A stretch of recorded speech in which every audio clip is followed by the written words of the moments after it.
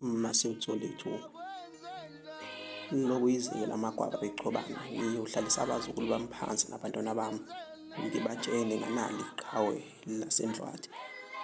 Inhlambi yelanga eyaphumela e-NHL kodwa yaduma iNingizimu Afrika yonke nasemazweni aphesheya ngoba umbhali nomlingisi.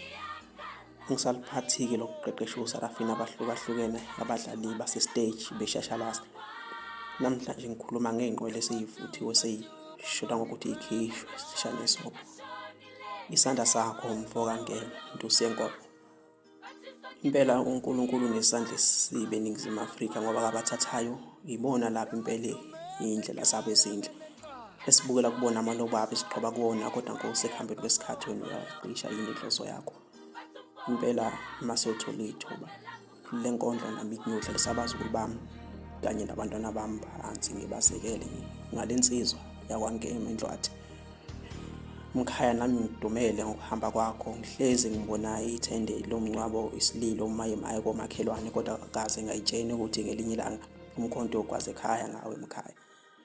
Impela indawo yangakithi uyiphakamisile ngoba uma ufika emsakazweni kanye nakomabonakude wena uma bekubuza akaze wafihla ukuthi uqhamukela kini kwahlabisa eNdlwathi.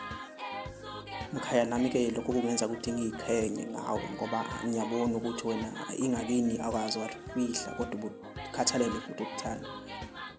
Impela ingakho ngithi nasemqondweni wami enhlizweni yami ngiyohlezi ngikubekela indawo. Ingakho ngithi abantwana bami nabazukulu bami impela ngiyobazekela ngawe Mkhaya.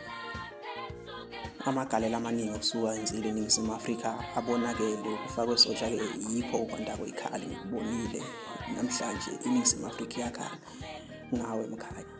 Ngithi phumula-ke Ntusi Yenkomo, phumula mfokangema. Inkosi sikwamukele ekhaya emazulwini imbongi yaseNdlwathi.